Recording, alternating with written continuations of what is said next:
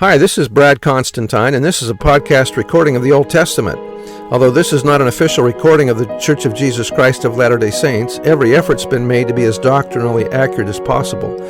I'll be using for the text the Joseph Smith translation of the Old Testament, along with many commentaries from general authorities of the Church, BYU professors, Bible scholars, and others.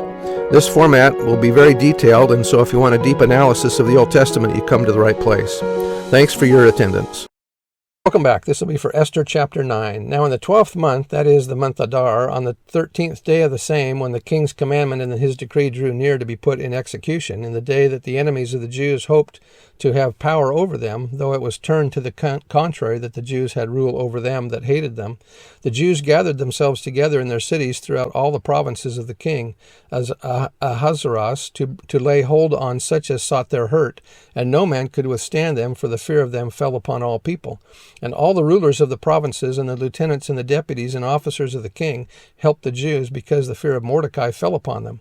For Mordecai was great in the king's house, and his fame went out throughout all the provinces, for this man Mordecai waxed greater and greater. Thus the Jews smote all their enemies with the stroke of the sword, and slaughter and destruction, and did what they would unto those that hated them. And in Shushan the palace the Jews slew and destroyed 500 men. And then he lists a bunch of names that people. He says, the 10 sons of Haman, the son of Hammedatha, the enemy of the Jews slew they, but on the spoil laid they not their hand. On that day the number of those that were slain in Shushan the palace was brought before the king. And the king said unto Esther the queen, the Jews have slain and destroyed 500 men in Shushan the palace, and the 10 sons of Haman, what have they done in the rest of the king's provinces? Now what is thy petition, and it shall be granted thee, or what is thy request further, and it shall be done.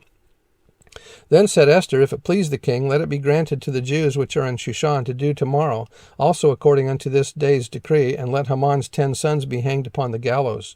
And the king commanded it to so be done. And the decree was given at Shushan, and they hanged Haman's 10 sons. For the Jews that were in Shushan gathered themselves together on the 14th day also of the month Adar, and slew 300 men at Shushan, but on the prey they laid not their hand. But the other Jews that were in the king's provinces gathered themselves together and stood for their lives, and had rest from their enemies, and slew of their foes 75,000. But they laid not their hands on the prey. On the 13th day of the month Adar, and on the 14th day of the same rested they, and made it a day of feasting and gladness. But the Jews that were in Shushan assembled together on the 13th day thereof, and on the 14th thereof, and on the 15th day of the same they rested, and made it a day of feasting and gladness. Therefore the Jews of the villages that dwelt in the unwalled towns made the 14th day of the month Adar a day of gladness and feasting, and a good day, and of sending portions one to another.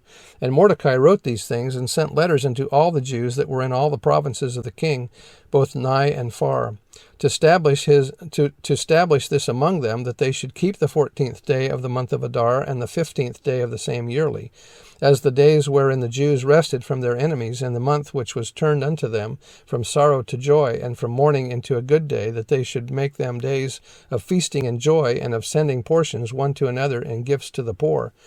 Boy, I hope you don't have to wait all year just to have a good day. I hope it's every day. And the Jews undertook to do so, or to do as they had begun, and as Mordecai had written unto them, because Haman the son of Hammedatha, the Agagite, the enemy of all the Jews, had devised against the Jews to destroy them, and had cast pur, that is, the lot, to consume them, and to destroy them. But when Esther came before the king, he commanded by letters that his wicked device which he devised against the Jews should return upon his own head, and that he and his sons should be hanged on the gallows.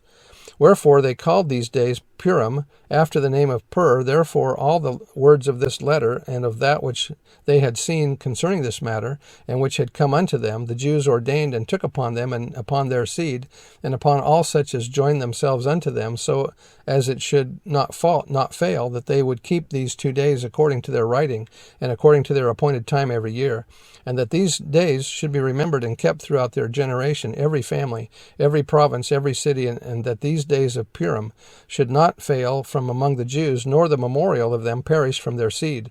Then Esther the queen, the daughter of Abihail, And Mordecai the Jew wrote with all authority to confirm this second letter of Purim.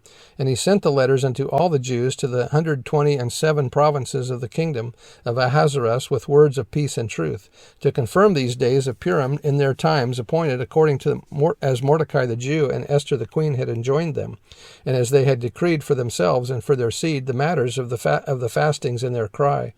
And the decree of Esther confirmed these matters of Purim, and it was written in the book. That's the end of the chapter, and we'll see you next time. Bye.